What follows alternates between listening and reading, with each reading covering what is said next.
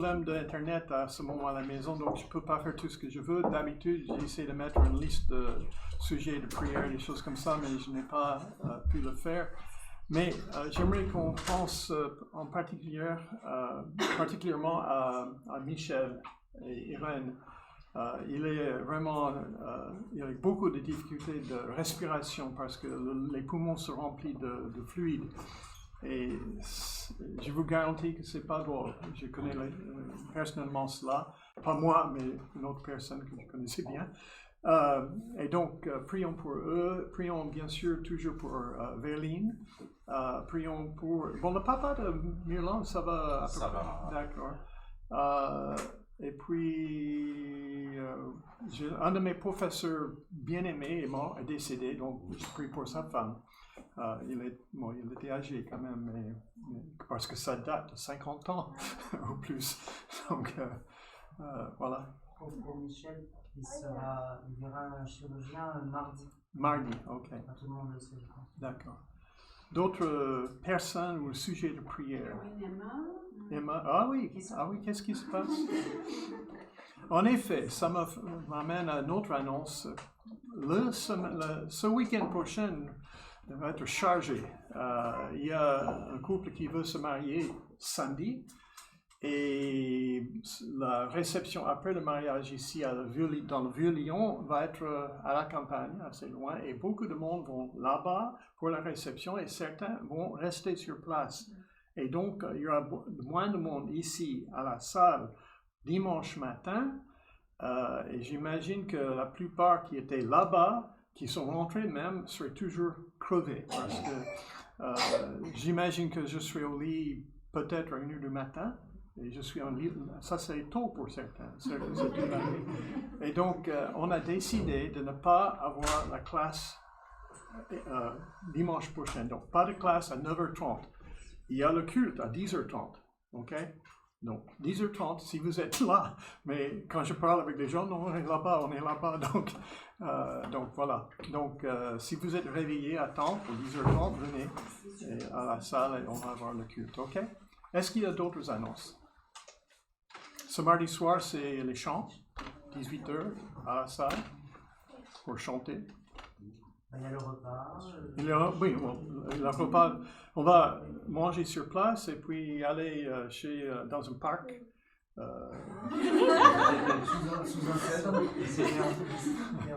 On va nager un peu.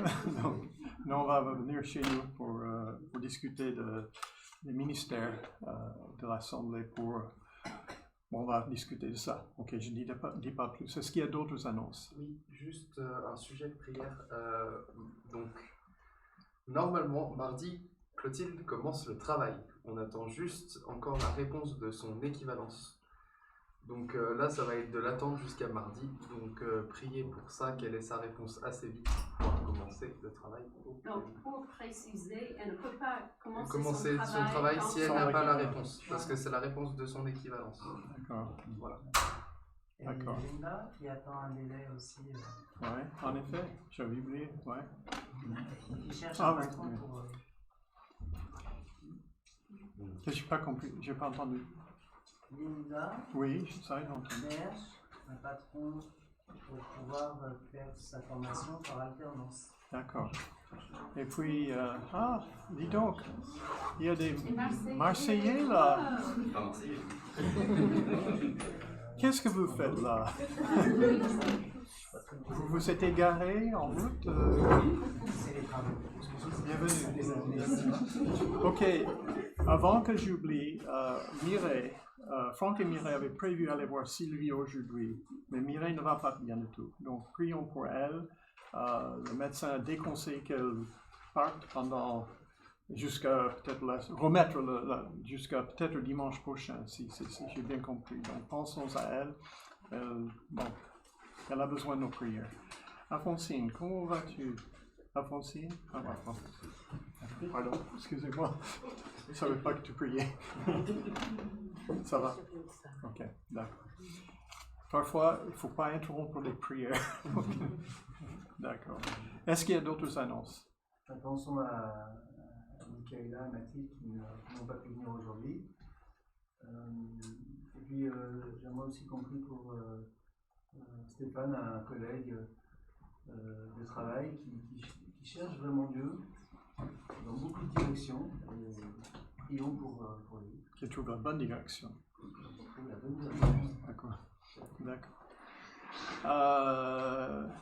Rémi, tu veux te présenter au cas que tu sais qui tu es? Je suis, ouais, cela oui. D'accord. Rémi Et et Sébastien Latouin. Moi je suis de l'église de Marseille. D'accord. Sébastien Latouin. D'accord, on a envoyé les Marseillais parce qu'il y a aussi Lydia qui est là. Bon, elle habite Lyon maintenant, donc elle est convertie. OL, QOM, c'est bon. On est à côté du stade, hein, il faut... Oh bon, excusez-moi. Bon, d'autres annonces. Okay. Pour ce matin, c'est Christophe qui s'occupe de l'éroulement. C'est Ekel qui va servir le repas, n'est-ce pas? Et c'est moi qui vais présenter le message au moment où vous voulez. D'accord? Ok. Non, je laisse. Je viens aller vers mon place. Merci.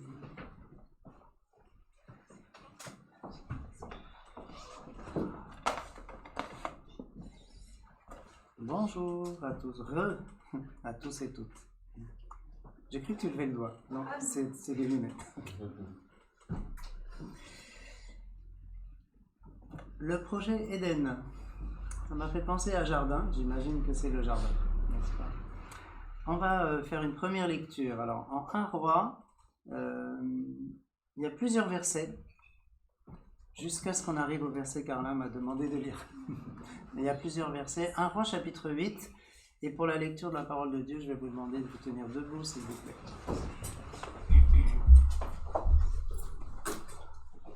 Tenir debout comme Salomon. C'est une prière, c'est la prière solennelle de Salomon au moment de la dédicace du temple qui a été construit. Donc plusieurs versets, je ne cite pas les références puisque c'est pioché comme ça, mais dans le chapitre 8. Salomon se tint debout devant l'autel de l'Éternel, en face de toute l'assemblée d'Israël. Il étendit les mains vers le ciel et dit « Éternel Dieu d'Israël, il n'y a point de Dieu semblable à toi, ni en haut dans les cieux, ni en bas sur la terre.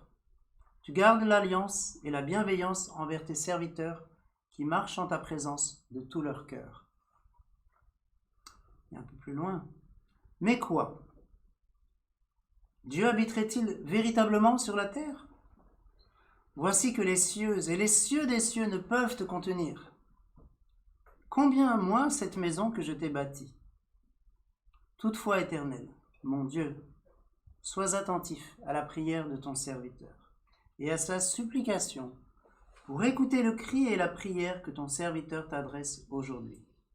Que tes yeux soient nuit et jour ouverts sur cette maison, sur le lieu dont tu as dit, là sera mon nom. Écoute la prière que ton serviteur fait en ce lieu. De même pour l'étranger qui, lui, n'est pas de ton peuple d'Israël quand il viendra d'un pays lointain, à cause de ton nom. Car on saura que ton nom est grand, ta main forte et ton bras étendu. Quand il viendra prier dans cette maison, c'est toi qui écouteras des cieux, du lieu où tu sièges, et tu accorderas tout ce que l'étranger aura imploré de toi, afin que tous les peuples de la terre connaissent ton nom pour te craindre, comme ton peuple d'Israël, et qu'ils reconnaissent que ton nom est invoqué sur cette maison que j'ai bâtie. Amen. Amen. Et on va rester debout pour le premier chant, si vous le pouvez, bien sûr. Chant de gloire, chant de louange. À Dieu soit la gloire. À Dieu soit la gloire par son grand amour. Dans mon âme noire s'est levé le jour. Jésus à ma place mourut sur la croix. Il m'offre sa grâce et je la reçois. Gloire à Dieu, gloire à Dieu, terre écoute sa voix. Gloire à Dieu, monde réjouis-toi. Oh, venez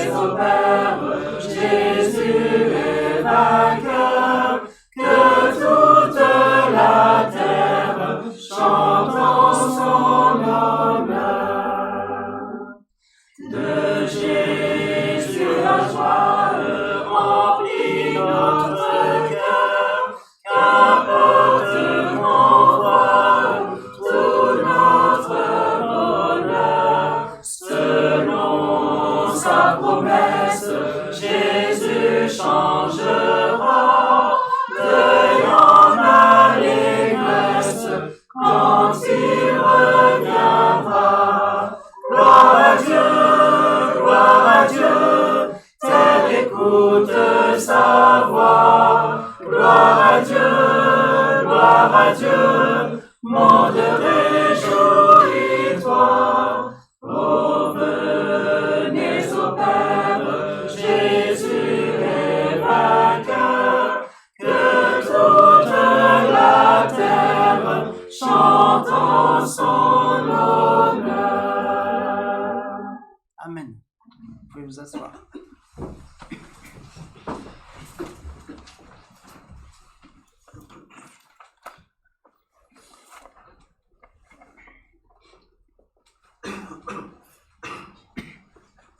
Qu'il est doux pour les frères. Ça doit être Adelphos qui dit souvent frères et sœurs, hein, mais là c'est frères. Hein. Rassurez-vous, mes sœurs. On peut même le chanter en canon, ce petit air-là. Hein. Et si vous commenciez, et vous faites l'autre, vous commencez à retardement. On va tâcher. Ah, qu'il est doux pour les frères de demeurer ensemble. Ah, qu'il est doux pour les frères de demeurer ensemble. Ah, qu'il est doux pour les frères de demeurer ensemble. Ah, qu'il est doux pour les frères de demeurer ensemble. Ah, qu'il est doux pour les frères de demeurer ensemble. Ah, qu'il est doux de demeurer ensemble. Ah, qu'il est doux de demeurer ensemble. Ah, qu'il est doux de demeurer ensemble.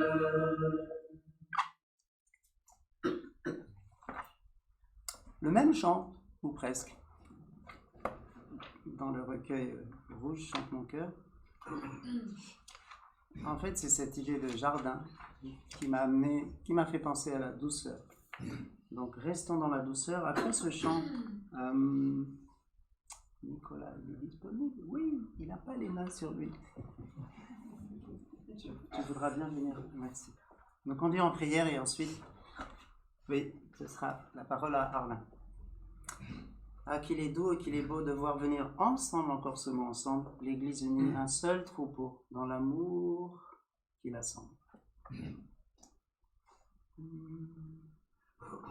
Ah, qu'il est doux, ah, qu'il est beau de voir venir ensemble, l'Église unie, un seul troupeau, dans l'amour qui l'assemble.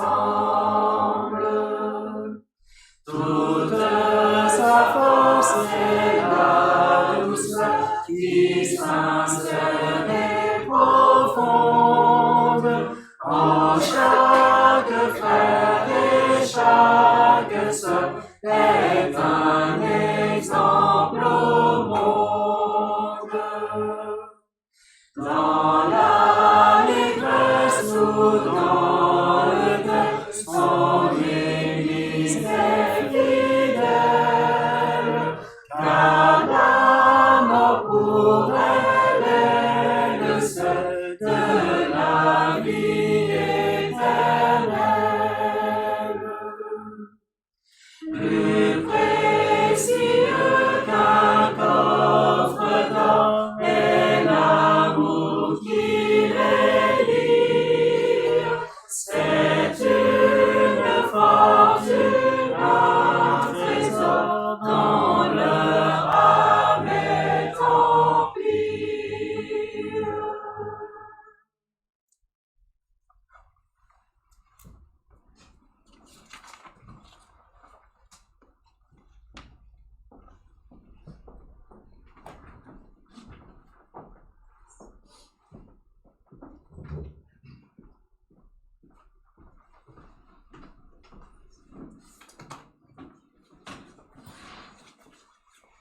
Prions. Père, on veut te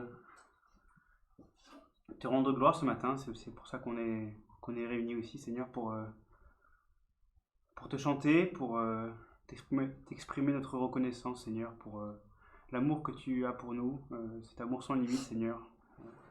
Nous qui sommes pas grand-chose sur cette terre, Seigneur, on sait que pour toi, on est tous importants. Et tu as prouvé tout ça en envoyant Jésus sur la terre pour nous sauver, pour nous permettre d'être liés avec toi, Seigneur. Et on veut te remercier et te rendre gloire, Seigneur, d'un cœur humble ce matin pour te chanter, te crier, te dire merci pour l'amour que tu as pour nous, Père. On te remercie aussi pour cette famille que tu nous donnes, Seigneur, avec toutes les paroles qu'on a chantées, la chance qu'on a de pouvoir être unis avec Jésus ensemble, d'être vraiment une famille, Seigneur, ici-bas. De jamais être seul, Père, et tu nous donnes vraiment des frères et des sœurs sur qui on peut compter, sur qui on peut se reposer et qui nous aident à nous rapprocher de toi, Père. Merci pour cette famille, Seigneur. On pense à tous nos frères et sœurs aussi qui sont en France, qui prennent aussi, qui sont ensemble ce matin pour te louer, Père. On pense à les églises dans lesquelles on vient, avec lesquelles on a des liens, Seigneur. On sait qu'on est nombreux à être de ta famille, Seigneur. On est nombreux à vouloir suivre Jésus en France, Seigneur. On te remercie pour ça et on te la met entre tes mains, Seigneur. Mais on sait aussi qu'il y a des membres de notre famille qui ne sont pas là ce matin parce qu'ils sont malades, Seigneur. On pense particulièrement ce matin, on veut te prier particulièrement pour Michel, Seigneur, qui lutte avec la maladie depuis longtemps, Seigneur, et qui a des problèmes de poumons et de respiration qu'il a, Seigneur. On veut te le remettre particulièrement entre tes mains. On sait que tu peux le guérir, Seigneur. On te le demande, Seigneur. Et on te prie aussi pour Irène, pour sa femme qui est à ses côtés, Seigneur. On sait aussi la souffrance par les moments par lesquels elle passe. On te la remet entre tes mains, Père. On veut te demander aussi que tu nous permettes d'être attentifs et d'écouter ce que toi tu vas nous dire, Seigneur, à travers la bouche d'Arlin, Seigneur. On te remercie parce qu'il a pris du temps pour préparer ça, Seigneur. On sait ce que ça représente, la responsabilité que c'est aussi. On te le remet entre tes mains pendant les minutes qui vont passer où il va nous enseigner, Seigneur. Et nous, non pas seulement écouter, mais aussi à réfléchir et à graver tes paroles dans nos cœurs, Seigneur, pour changer notre façon de vivre, pour toujours vouloir regarder en haut, vers toi, et avoir les yeux fixés sur la croix de Jésus, Seigneur. On te remet aussi le pain et ce vin qu'on va partager après, Seigneur. C'est aussi pour ça qu'on est réunis, pour nous rappeler que Jésus est mort pour nous, Seigneur, et on te remercie pour ce repas que tu nous sers gratuitement, Père. On veut aussi te prier pour Emma et Kerwin qui vont se dire oui la semaine prochaine, Seigneur. On sait qu'ils veulent se dire oui devant toi, Seigneur. On te prie que tu sois avec eux et qu'ils puissent former vraiment un couple à trois avec toi, Seigneur, fort, et que tu les gardes dans cette nouvelle vie qui commence pour eux, Seigneur. Et c'est dans le nom de ton Fils Jésus qu'on veut te remettre toutes ces choses. Amen.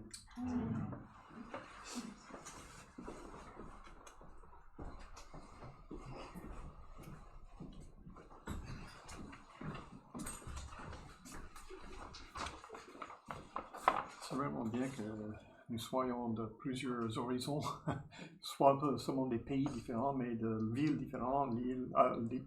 Marseille, bientôt Lilloise, qui va être convertie en lyonnaise.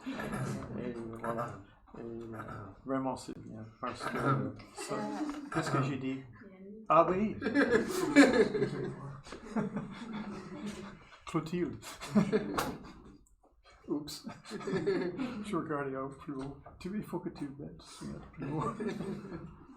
Eh bien, nous sommes contents je suis content que vous soyez là ce matin.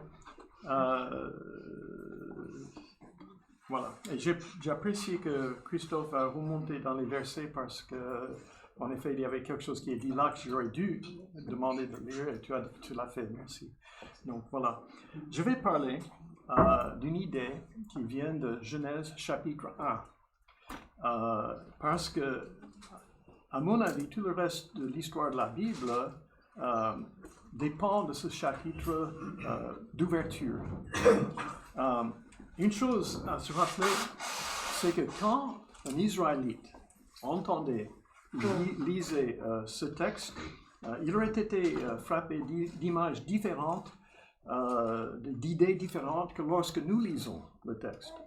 Moi, je le lis, je trouve le récit de la création de Dieu, je suis émerveillé, etc. Mais il y a autre chose. Lorsque, dans les temps anciens, les gens lisaient Genèse 1, ils pensaient à quelque chose de très spécifique, de bien particulier. Ce chapitre commence, vous pouvez citer avec moi si vous voulez, au commencement, Dieu créa, comment? Les cieux et la terre. Okay. Allez. J'allais dire au commencement, la parole était avec Dieu. Ça, c'est l'autre verset. Non? Donc, ça commence avec Dieu a créé les cieux et la terre, etc. Et se termine par le 7e jour, Dieu avait terminé le travail qu'il avait fait. Donc le 7e jour, il s'est reposé de tout son travail. Et là, au début, vous avez bien sûr le premier jour avec le début de la création. Vous avez entre ce jour-là et le 7e jour beaucoup de choses qui se passent. Et puis, vous avez le 7e jour où Dieu se repose de son travail et règne sur sa création. Donc, la plupart d'entre nous, nous ne verrons pas ce qu'un ancien Israélite a vu avec le texte. Je m'explique. Bon, je vais vous donner une idée et je vais vous expliquer pourquoi je le crois. Et ensuite, je vais vous dire pourquoi elle est importante pour vous et pour moi. Okay? Je pense que les anciens Israélites auraient vu Genèse 1 comme la construction d'un temple. On va mettre cela. Les Israélites auraient compris Genèse 1 comme la construction d'un temple. Et vous allez me demander, mais c'est pas possible. Il n'y a pas de pilier, il n'y a pas de fondation. Comment est-ce que vous pouvez arriver à penser ça? Et c'est une bonne question. Ok. Je vous donne 5 raisons pour croire que selon eux, la création avait à voir avec la construction d'un temple. Et le premier est que d'autres peuples anciens, c'est que tout le monde faisait la même chose. Ils cherchaient à construire un temple. Okay? J'abrège. Par exemple, les Égyptiens ou les Babyloniens et d'autres peuples, ils ont tous, dans un sens, été dans une course à construire un temple. Donc, parce qu'une fois, pourquoi? Parce qu'une fois que vous avez construit un temple, votre nation serait justifiée en tant quantité réelle. Donc, vous avez une nation qui existe maintenant. Et bien sûr, un Dieu qui est là. Les documents anciens parlent tous de temple. Par exemple, je mets un texte sur l'écran, j'espère qu'il est là, oui, il est là. Poser les fondations de mon temple apportera l'abondance immédiate. C'est un texte qui vient de 2000 ans avant Jésus-Christ. Bon, il ne s'agit pas ici de Yahvé, le Dieu d'Israël, le Dieu de la création. Il s'agit de notre Dieu, de notre temple, pas son temple à lui. C'était à quoi penser la plupart des nations à cette époque. Nous devons construire un temple. Deuxième raison pour l'idée d'une construction d'un temple, c'est le chiffre 7.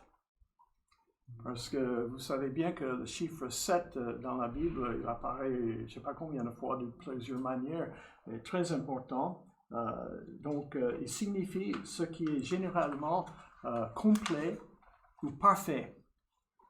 Et plus précisément, pour les Israélites, le nombre 7 avait à voir avec la construction d'un temple. Ainsi, selon un roi, Salomon a construit un temple physique, le temple de Salomon, le plus magnifique qui a été jamais construit. Très beau comme description.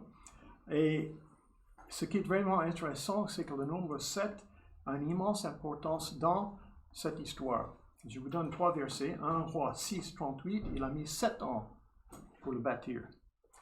1 Roi 8, verset 2, l'inauguration du temple a été célébrée le 7e mois. 1 Roi 8, verset 65, ils le célébrèrent pendant 7 jours devant le Seigneur Dieu. Bon, voilà. Ainsi, lorsque les Israélites ont entendu le chiffre 7, il y avait cette relation avec le temple, parce que, bon, je ne vais pas plus loin pour le moment. C'est tout comme lorsque je dis 11 septembre. Pour un Américain, ça aurait une signification parce que tout de suite on pense à les 2 avions qui s'écrasent sur les tours jumelles à New York en 2001. Mais pour la plupart du monde, la connotation ne serait pas ça. Bon, peut-être en Europe on aurait peut-être ça, mais beaucoup de monde n'y penserait pas à cet événement-là. Et donc, qu'est-ce que j'allais dire? Ah oui, j'ai perdu ma place. Ok. Donc, le chiffre 7, voilà. J'ai eu un problème d'ordinateur et je ne peux pas imprimer, donc tout est bizarre. Donc, le chiffre 7 leur faisait penser au temple. Troisièmement, l'histoire de la création se termine avec Dieu régnant sur sa création et donc l'inauguration, pardon, avec la création de sabbat ou le 7e jour de la semaine. Donc, il se repose le 7e jour. Pourquoi je dis ça? Donc, quatrièmement, le temple physique d'Israël était l'image de l'univers. Voici un commentaire très intéressant de Joseph, l'historien juif du 1er siècle. Chacun des objets est destiné à rappeler et à représenter l'univers. Il parle des autels, il parle des ustensiles, il parle de beaucoup de choses, les bassins. Bien sûr, quand vous pensez à la tente, et même dans le temple, il y avait des rideaux, il y avait des étoiles et beaucoup de choses là comme ça. Et donc, il y avait cette relation-là. Donc, ainsi, le temple physique était considéré comme, on peut dire, un microcosme du cosmos entier. Et ainsi, par conséquent, lorsque le cosmos est créé, selon Genèse 1, l'Israélite l'a relié au temple. Cinquièmement, la construction du temple physique s'est terminée avec la construction d'une grande porte. Et cette porte va avoir une relation avec autre chose que je vais dire dans un moment. Et sur cette porte se trouvait un chérubin et un panier. Est-ce que ça vous fait penser à autre chose? Je ne sais pas. Par rapport au titre. Ok. Bon, je vais garder la porte. Oui, ok. Bon, l'histoire du jardin d'Éden se termine avec un chérubin qui est à l'entrée du jardin pour empêcher qu'il revienne. On peut dire, comme sur le temple, l'idée de la porte est là pour empêcher que les noms sacrés entrent dans le temple. Bon, donc, ils se terminent tous les deux de manière similaire. Or, vous pouvez me dire, tiens, c'est intéressant, je vais aller rechercher ces points et essayer de découvrir si c'est vrai ou faux. D'autres peuvent dire, mais Alain, tu te moques de moi? C'est pas intéressant du tout. C'est comme une cours d'histoire d'un professeur et je m'ennuie. Je n'ai pas envie d'entendre cela. Eh bien, je vous prie donc de rester avec moi, juste un peu, et vous, parce que il y aura une signification importante pour vous et pour moi. Je veux, pour arriver là, que vous imaginiez 3 garçons jouant pendant les temps anciens. Donc, il y a un Égyptien, il y a un Mésopotamien et un Israélite. Okay, 3 garçons, temps anciens. Et ils jouent, et le petit Mésopotamien dit, hey, je veux vous faire voir quelque chose. Et donc, les autres le suivent et ils vont tous voir un temple mésopotamien. Est-ce qu'on va le mettre? Oui, il est là. Ah, le nom n'est pas là, c'est le ziggurat d'Ur, où devient Abraham, ok? Et bon, on connaît le nom. Comment on prononce ça? Ziggurat ou ziggurat?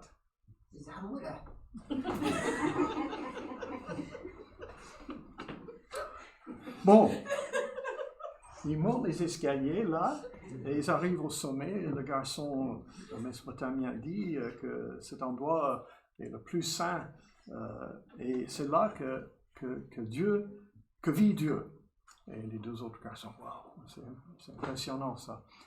Et puis le garçon égyptien, ils sont toujours là-haut, et il dit, tiens, j'aimerais vous faire voir quelque chose. Donc, ils descendent les marches, et ils montent dans une barque, et ils flottent sur le Nil, jusqu'à ce qu'ils arrivent à un temple égyptien. On va mettre ça. Bon, c'est imaginaire, ok?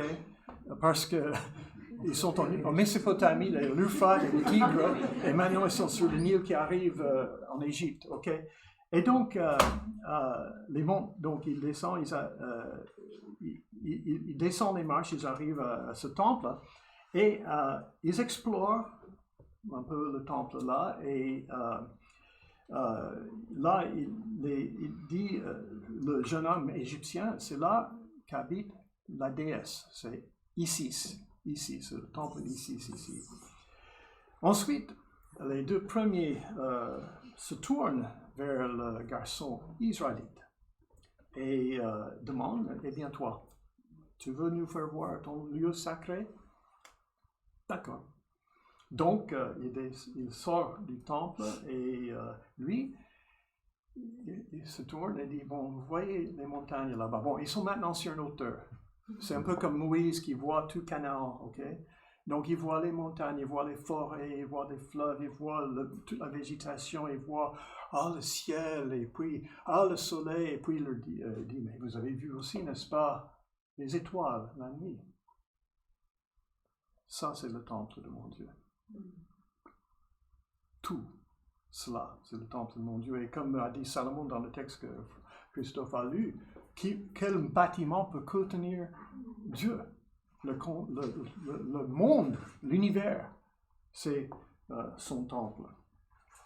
Bon, c'est ce point que la Genèse, pour moi, fait valoir. Le monde entier est le temple du Seigneur. Et si c'est vrai, cela signifierait que vous et moi, écoutez bien, vous et moi, nous avons un rôle vraiment important à jouer dans cette création de Dieu, ce temple de Dieu. Les anciens Égyptiens, comme les anciens Babyloniens, n'avaient pas beaucoup eu à faire avec leur Dieu. Ils allaient au temple, des choses comme ça, mais vraiment, les temples étaient plutôt réservés aux sacrés, les personnes sacrées. Cependant, puisque nous suivons le Dieu d'Abraham, de Jacob, d'Isaac, donc le Dieu des Israélites, et qui nous a donné le Christ, alors nous sommes dans son temple à ce moment même. Pas ce bâtiment, si on sort et on voit la pluie qui tombe, tiens, ça vient de Dieu. On est dans son temple. Donc, le monde qu'il a créé est son temple, et par conséquent, cela fait de nous, écoutez bien, ses prêtres. Nous sommes les prêtres de Dieu. Bon, ce mot prêtre, c'est un peu étrange pour nous, parce qu'on n'a pas beaucoup parlé de ça. Qui est-ce qui parle de prêtre entre nous? Bon, de temps en temps, oui, parce qu'on connaît un prêtre peut-être. Mais la fonction de prêtre, c'est quoi? C'est d'amener le monde à Dieu, ou d'amener Dieu au monde, ou plutôt, on peut dire, créer une relation avec Dieu, ou approfondir une relation avec Dieu, par l'enseignement, par toutes les choses qu'il fait, ou la prêtresse aussi. Alors, qu'est-ce que cela signifie pour vous et pour moi? Et de fonctionner comme des prêtres dans le temple de Dieu. J'aimerais maintenant lier cela avec un autre passage en Genèse chapitre 2, verset 15.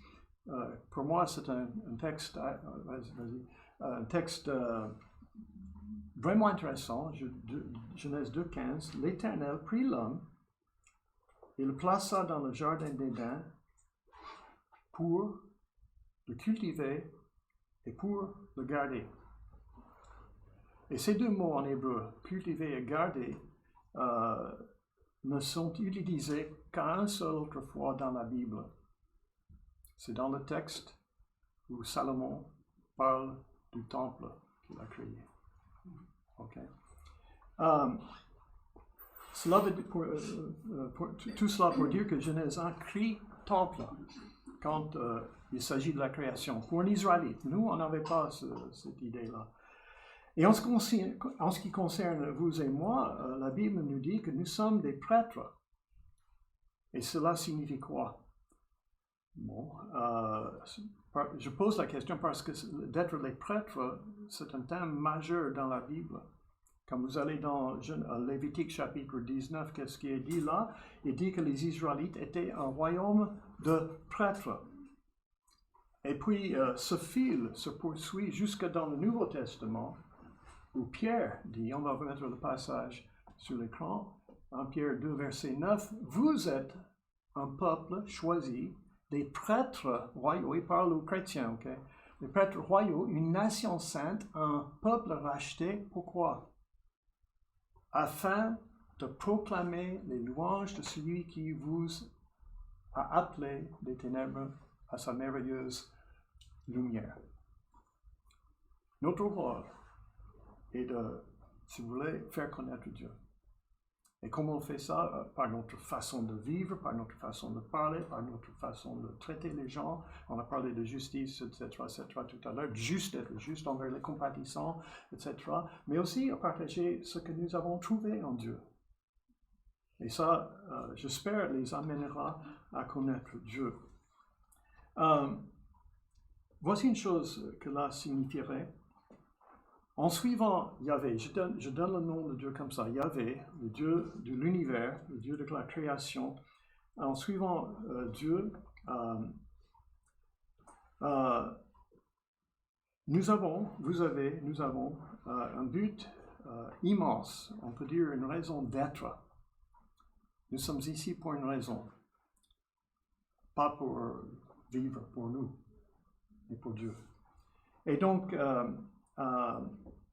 une façon de dire cela est que vous êtes un gardien de votre monde. Et là, je lis maintenant à Éden. Vous êtes un gardien de votre monde afin de cultiver les relations avec les gens, afin de cultiver les relations avec Dieu. Parce que si nous sommes... J'ai déjà parlé de ça, on a parlé de jeter les ponts. Okay? Nous sommes là pour créer des relations afin de créer une relation avec Dieu. OK? Et donc, bon, c'est important. Je sais que c'est une sorte de sermon abstrait. Je suis désolé, mais non.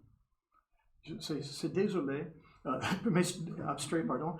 Mais je vais vous donner une seule idée à prendre avec vous. OK?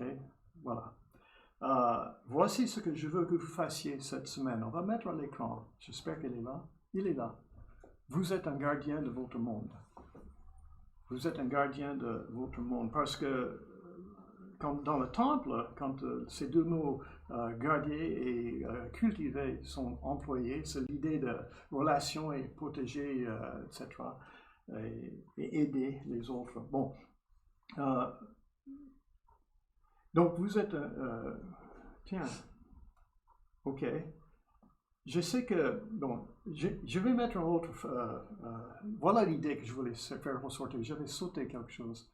Il y a un post. Ah, ok, voilà. Faites fleurir votre jardin, votre Éden, pardon. Éden. Faites fleurir votre Éden.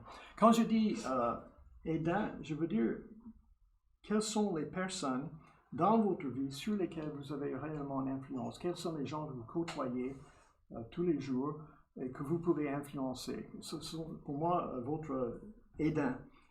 Quand vous suivez Dieu et que l'Esprit est en vous et que vous marchez dans la voie de Jésus, vraiment vous êtes là-dedans, dans tout ça, vous constaterez que les personnes autour de vous vont s'épanouir et grandir. Pas tous, mais il y aura quand même une influence là et la façon dont les gens agissent, au moins envers vous et peut-être d'autres, va changer. Et on espère que ça va plus loin, bien sûr, que cela. Vous êtes créés à l'image du Dieu créateur, et donc vous soutenez la création autour de vous. Donc faites fleurir votre Éden. À quoi se ressemblera-t-il cela pour vous? Voici les domaines pratiques de votre vie où vous pourriez appliquer cela, et j'imagine déjà que pas mal d'entre nous le fait. Ok, déjà. Mon français parfois m'échappe. Là, voilà, le premier, c'est que vous serez, pour ceux qui travaillent, vous avez un emploi, ça vous concerne, et vous pourriez appliquer cela, et donc à eux, sur votre lieu de travail, qui pour moi serait votre projet Éden. Okay? Tous vos collègues font partie de votre Éden. Ainsi, vous voulez vivre votre vie de manière à ce que leur vie s'améliore réellement lorsqu'ils sont autour de vous. Donc, votre façon d'agir, de traiter les gens, de parler des choses, avoir une influence sur eux. Et si je devais parler à vos collègues, si je pouvais entrer à la poste, par exemple, ou à l'école, ou menuisier, oui. Il est très bien comme menuisier. Il rougit, voilà, c'est bon. C'est humble, c'est bon. Eh bien, les personnes humbles ont de bonnes influences sur les autres. Et bien, si vous pouvez parler avec vos collègues et leur demander ce qu'ils pensent de vous, que diraient-ils? Votre lieu de travail fait partie de votre Éden. Deuxièmement, votre famille est une partie importante de votre Éden. Donc, votre famille est le premier endroit de votre vie où vous êtes appelé par Dieu à les aider à s'épanouir, à grandir, à vraiment vivre comme il faut et connaître bien sûr Dieu. C'est peut-être un conjoint, c'est peut-être un enfant, c'est peut-être un parent, n'importe, dans la famille. 3, à vous qui êtes célibataire, votre groupe social, vos collègues, je ne sais pas à quel point vous êtes étudiant, collègue, etc. Vous avez une influence sur ces personnes-là par ce que vous êtes et ce que vous faites. Quatrièmement, la même chose que j'ai dit à propos de la famille, des célibataires, de ceux au travail, ça peut aussi dire, je peux aussi le dire par rapport aux amitiés. Parce qu'il y a des personnes avec qui nous avons des atomes crochus, nous sommes plus proches avec ces personnes-là. Donc, faites-vous prospérer les autres, pas financièrement, mais dans leur approche ou connaissance de Dieu. 5e, cette assemblée fait partie de votre Éden. Au moment de prier ensemble, dans les classes bibliques, dans le culte, dans les moments de fraternité, la vie de vos frères et sœurs sont-ils améliorés? Est-ce que ce que je fais, mon comportement, ma façon de vous traiter, vous aide dans votre vie? Donc, est-ce qu'ils mûrissent dans leur foi à cause de vous? Ce qui est important à se rappeler, c'est que lorsque nous faisions prospérer notre Éden, collectivement parlant, l'Église grandit. C'est-à-dire, on se traite comme il faut, on est vraiment les personnes qui s'occupent les uns des autres, etc. Et les gens voient ça. Ils veulent faire partie des choses comme cela. Les gens veulent faire partie de ce genre de l'Église où chacun fait prospérer son Éden en vue d'aider les uns les autres, mais aussi d'aller vers l'extérieur. Et Pamela et moi étions à Marseille la semaine passée et c'est vraiment ce qu'ils font dans le quartier, dans l'assemblée, mais aussi à l'extérieur. C'est une très bonne chose. 6, la dernière chose que je dirais, c'est que vous faites partie de votre Éden. Pourquoi je dis ça? Parce que je vous pose la question, prenez-vous soin de vous-même? prenez-vous soin de vous-même. Et là, si vous prenez soin de vous-même, si vous ne prenez pas soin de vous-même, vous ne pourrez pas bénir les autres autant que vous voulez. Et quand je parle de parler de soin, je veux dire que la santé compte, la nutrition compte, la forme physique compte, mais aussi votre relation avec Dieu compte. Que faites-vous pour garder votre foi garder le lien, la ligne de votre foi?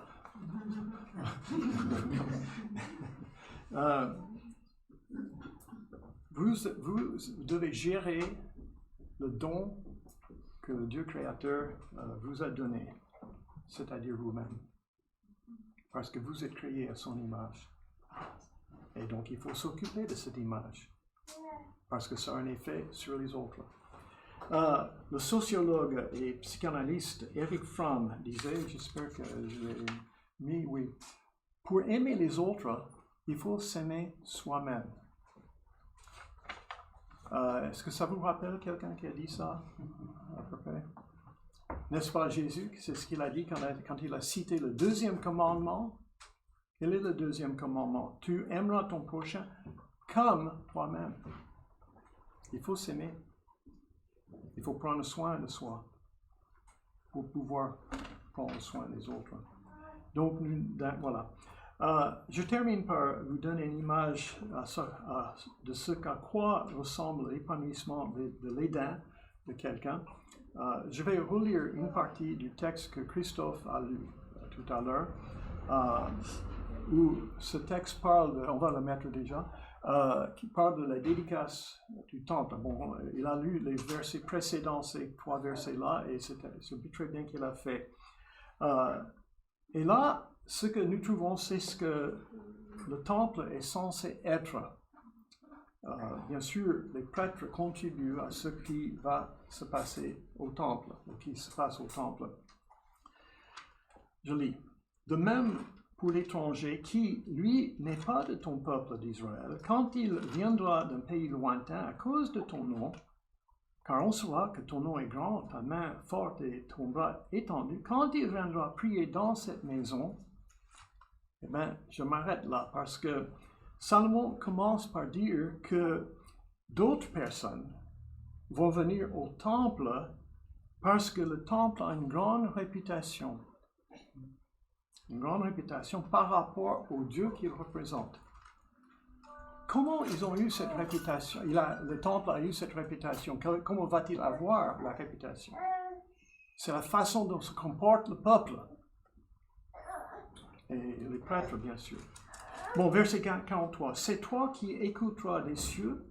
J'aime bien cette partie de ce verset. C'est toi qui écouteras des cieux, du lieu où tu sièges, et tu accorderas tout ce que l'étranger aura imploré de toi, afin que tous les peuples de la terre connaissent ton nom pour te craindre, comme ton peuple Israël, et qu'ils reconnaissent que ton nom est invoqué sur cette maison que j'ai habitée. J'ai bâti. Donc, on voit que Dieu est miséricordieux envers l'étranger. Il exauce ses prières, c'est incroyable. Il n'est pas juif, mais il vient à Dieu, il prie Dieu, il exauce. Mais ce qui se passera, c'est que ça va se répandre partout. Et les gens seront. Salomon prie afin que l'étranger trouve son appartenance. Et c'est notre but. Nous voulons, bien sûr, être là les uns pour les autres, mais on veut que l'étranger trouve son appartenance. Et on va parler de cela cet après-midi, de comment mieux faire ça entre nous. Et donc, je termine avec une bénédiction, ok? Que votre temple, votre jardin d'Éden, que tu cultives et gardes, soit plus que seulement nous. Que ça va plus loin que nous. Pourquoi? Parce qu'il s'agisse du monde. Notre jardin Éden, c'est le monde. Et le monde, c'est le temple de Dieu. Bon, voici la fin du verset. Afin que reconnaisse ton nom, que ton nom est invoqué. Amen. Amen.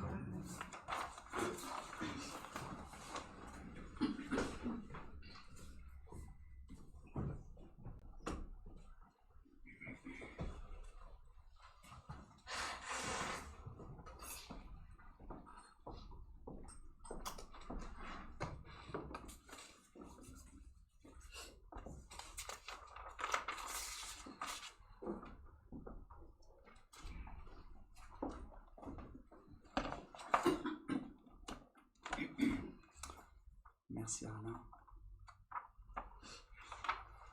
On va chanter deux chants avant le repas du Seigneur. Le premier, si vous saviez quel sauveur je possède. C'est là le moment où je dis parfois qu'il faut qu'on ouvre les fenêtres et qu'on crie dehors. Qu'on crie avec harmonie. C'est l'harmonie, mais ça compte l'harmonie dans tout ce qu'Alain nous a dit. Hein? Si vous saviez, ou plutôt sachez quel sauveur je possède. Si vous êtes capable de vous mettre debout, allez.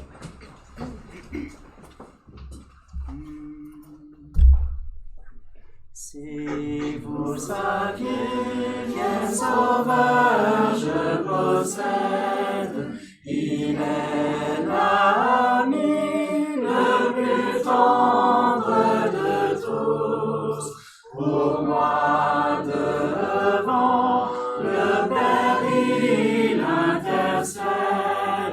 Oh, je voudrais qu'il fût aussi pour vous. Mon Sauveur vous aime, à chercher en lui votre ami suprême,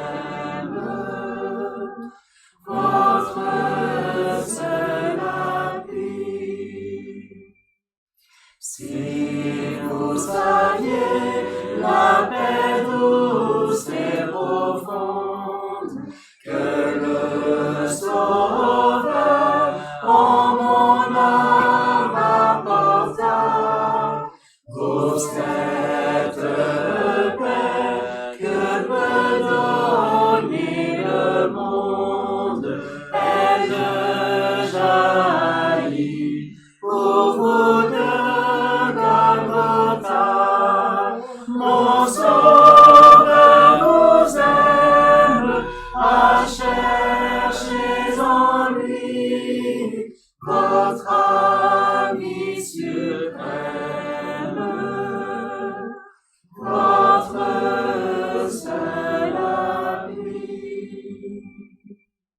Si vous saviez quelle douce espérance le Dieu de paix fait rayonner des cieux, combien sa voix sait calmer la souffrance et son regard rendre le cœur joyeux. Mon Sauveur vous aime, à chercher en lui votre ami suprême, votre seul appui.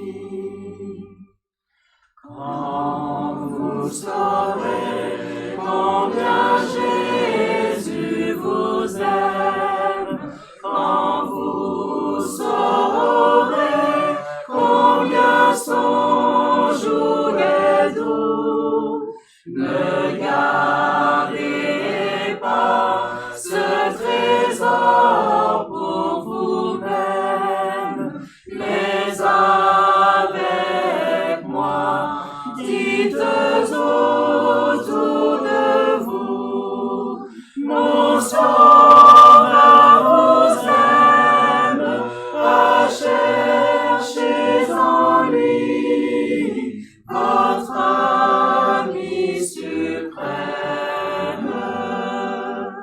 votre seul appui.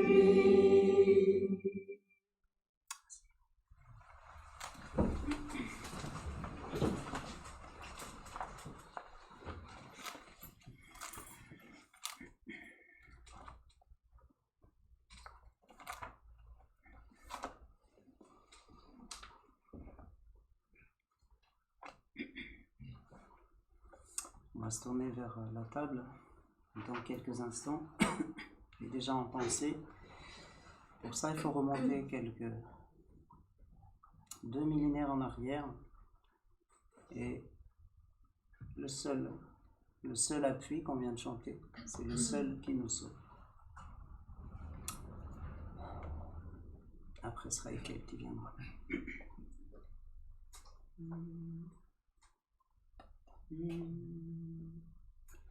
Tu fus haï, méprisé des hommes, nous détournions tous nos regards refusant de te voir. De ton plein gré tu souffris pour nous. Tu n'as rien dit, muet tel l'agneau qu'on mène à l'abattoir.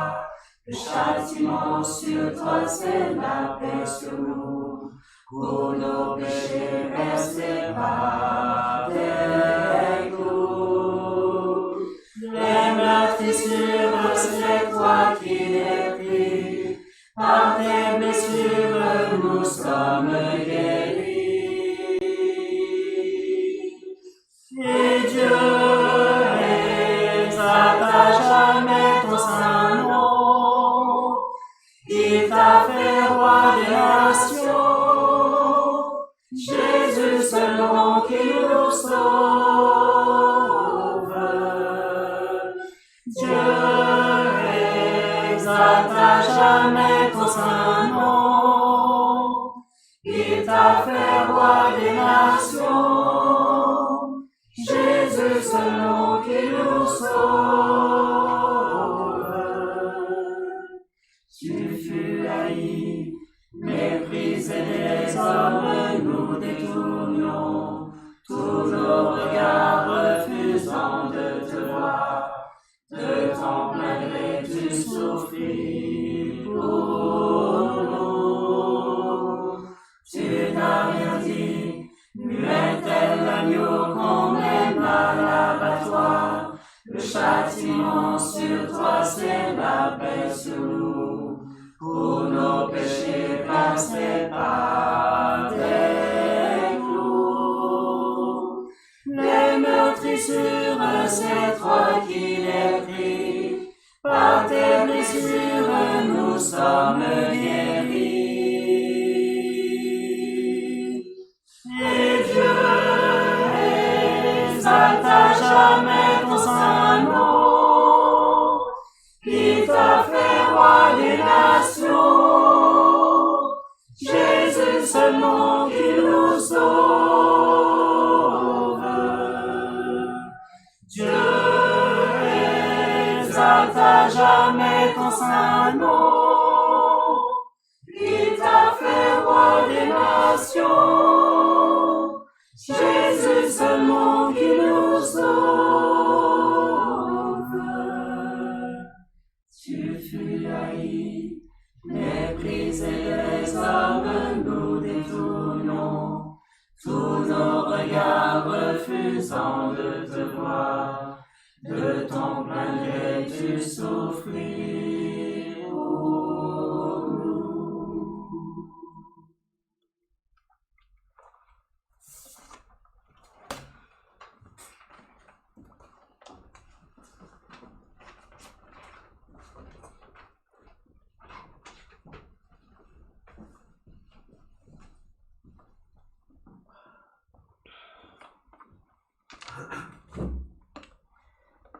J'ai une question très difficile à poser ce matin, donc avant de faire juste un petit commentaire pour passer à la table du Seigneur. Qui d'entre vous ici n'a jamais reçu des cadeaux? Levez-vous la main si vous avez jamais reçu des cadeaux. Alain, t'as jamais reçu des cadeaux? Oh, non, jamais. Pamela, t'as jamais reçu? Ah, bon. Ouais. On voit au réellement. Ouais, ok. Ouais, beaucoup d'entre nous ont déjà reçu donc des cadeaux, hein. Et les gens qui nous les donnent ont une certaine affinité avec nous, parce que bon, on ne marche pas comme ça dans la rue, quelqu'un nous donne des cadeaux. On trouvera ça un peu suspect, donc on risque même de refuser donc ces genres de cadeaux. En règle générale, on donne des cadeaux à des personnes qu'on aime, qui nous font du bien.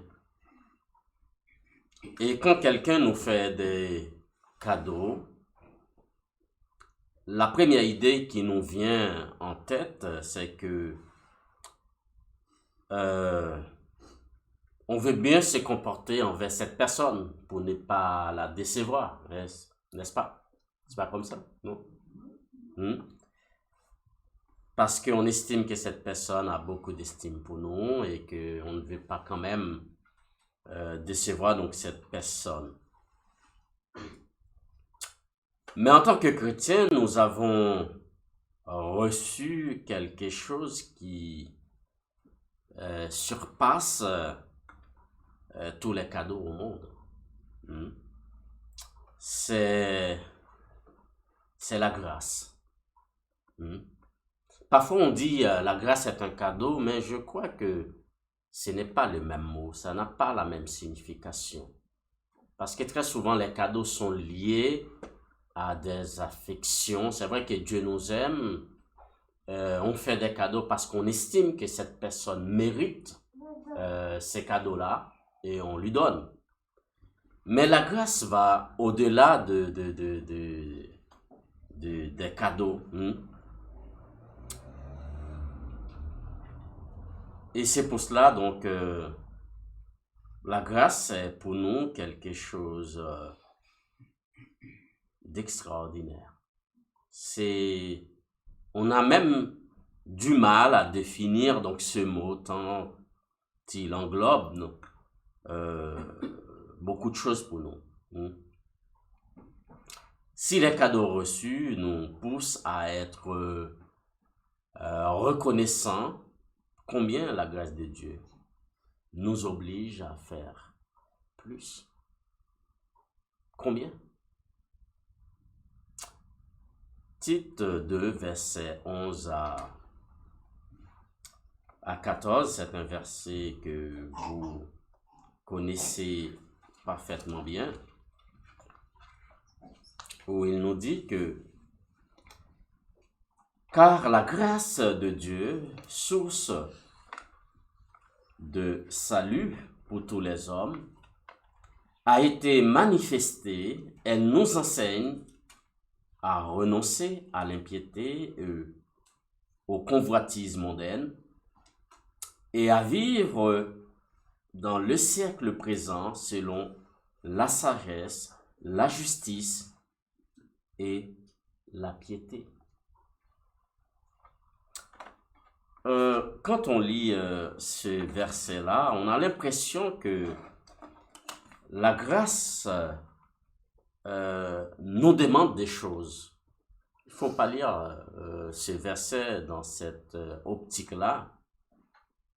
Je crois que Paul est en train de nous dire que, mais si on comprend bien la grâce, si on comprend la signification donc du mot grâce, on ne peut pas ne pas avoir donc des réactions. Ça nous oblige à réagir. C'est pas que la grâce nous demande quelque chose, mais la compréhension même de la grâce nous oblige donc à agir.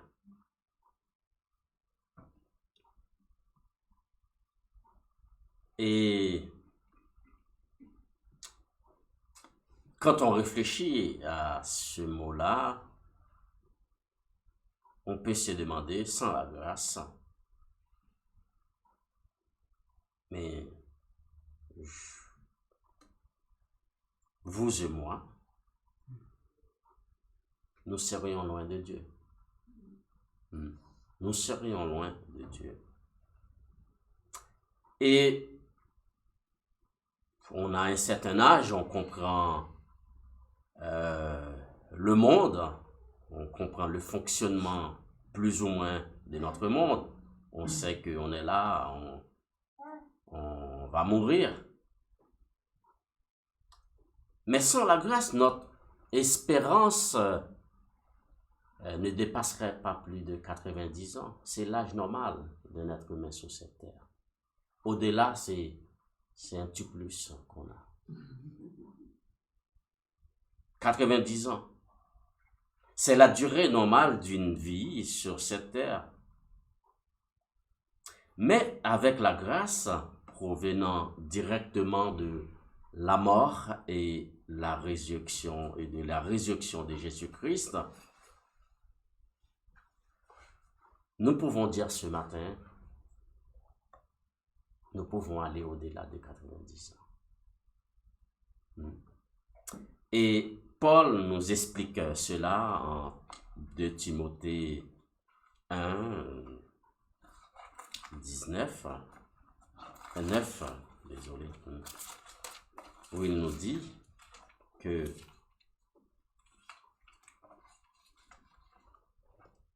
je cherche le verset 9,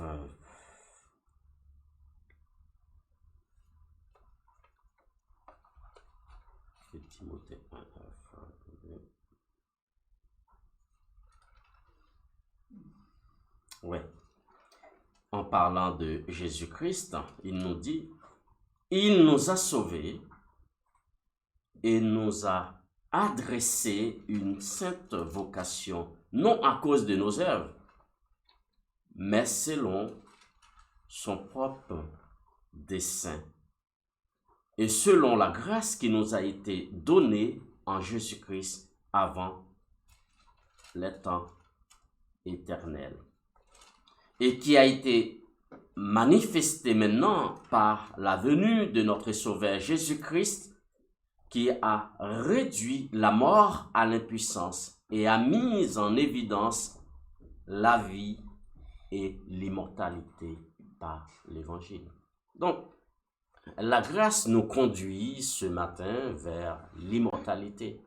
Voilà tout ce qui englobe la grâce. Et quand on s'approche de ce repas qu'on appelle la table du Seigneur, la Sainte Seine, mais ça nous oblige, si on comprend bien la grâce, ça nous oblige à faire,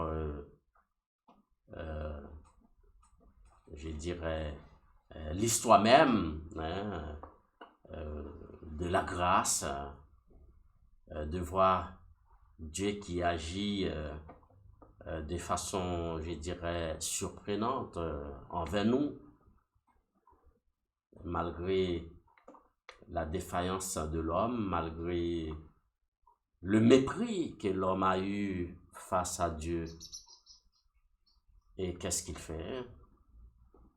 Il a envoyé son Fils mourir pour nous qui méritions absolument rien.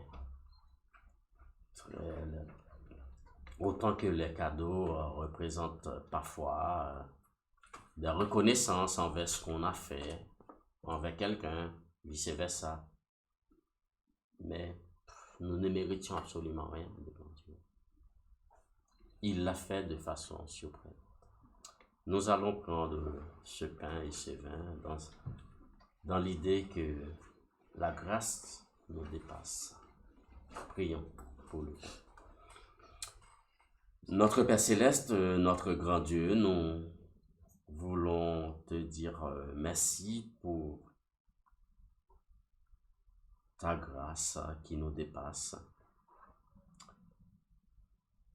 Nous sommes tellement joyeux de savoir que, Père, ta grâce nous conduit vers l'immortalité, sachant que nous allons passer cette immortalité non pas n'importe où, mais à côté de toi, Seigneur, dans ta présence. Seigneur, nous te disons merci encore pour ce grand geste que nous n'arriverons jamais à comprendre et définir. Mais nous voulons tout simplement, en prenant ce pain et ce vin qui symbolisent ton corps et ton sang versé, renouveler notre engagement envers toi. Et nous te demandons, Seigneur, car nous savons que cela ne dépend pas de notre propre volonté, mais de ton aide. Sois avec nous dans ce combat, dans cette mission, afin que nous puissions passer toute notre vie à t'aimer, à aimer notre prochain et à faire ce qui est juste envers tous. Bénis ce pain qui symbolise ton corps, Maître, oui, et le vin qui symbolise ton sang versé pour nous laver de nos péchés. Sois béni notre Père. Amen.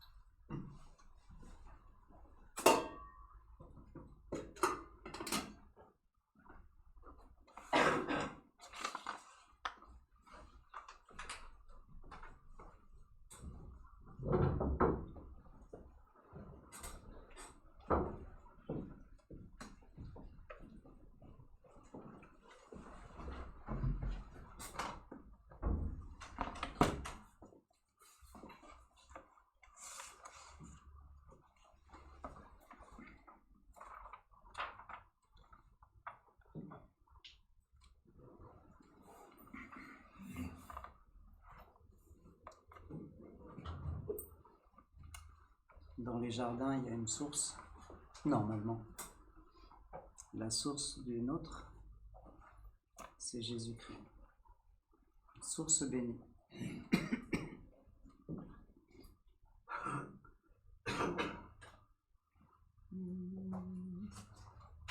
Source bénie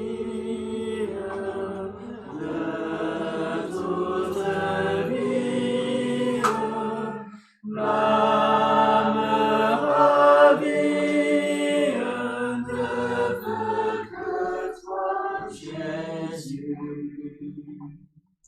Le monde lasse, sa gloire passe, ta seule grâce suffit à tes élus. Un dernier chant. J'ai pensé au jardin, j'ai pensé à l'arrosage. Alors c'est le jardin qu'on a à arroser. Je suis désolé, mais il n'y a pas d'arrosage automatique. Il faut y aller. Donc c'est le 489, ce qui vous fait une belle jambe si vous n'avez pas le livre en main. Mais pour moi c'est important. Et on ne va pas chanter toutes les strophes.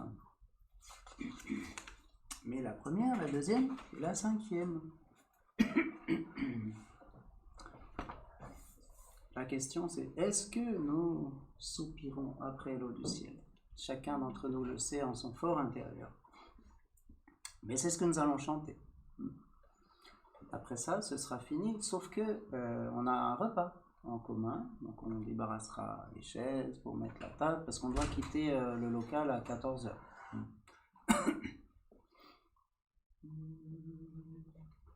Comme une terre altérée, soupire après l'eau du ciel, nous appelons la rosée de ta grâce Emmanuel.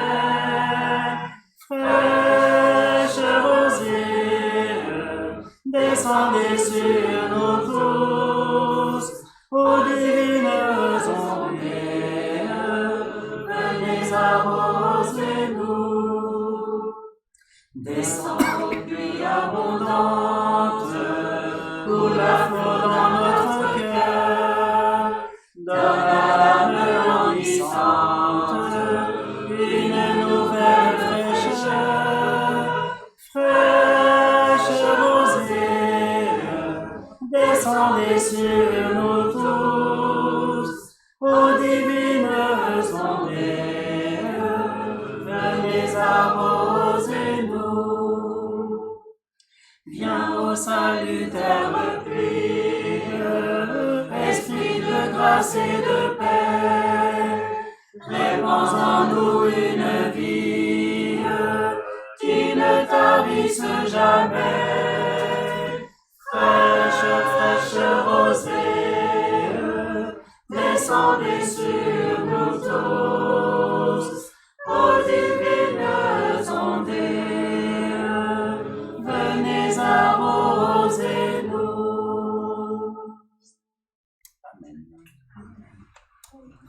et sœurs, j'ai omis une annonce tout à l'heure. Notre sœur Christiane devait être avec nous ce matin, donc elle a besoin de prière, elle n'a pas pu venir.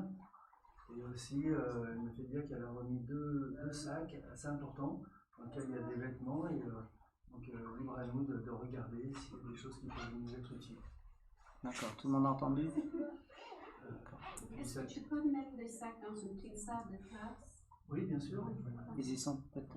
Et puis sinon, ben, il y a la boîte à offrandes. Mm.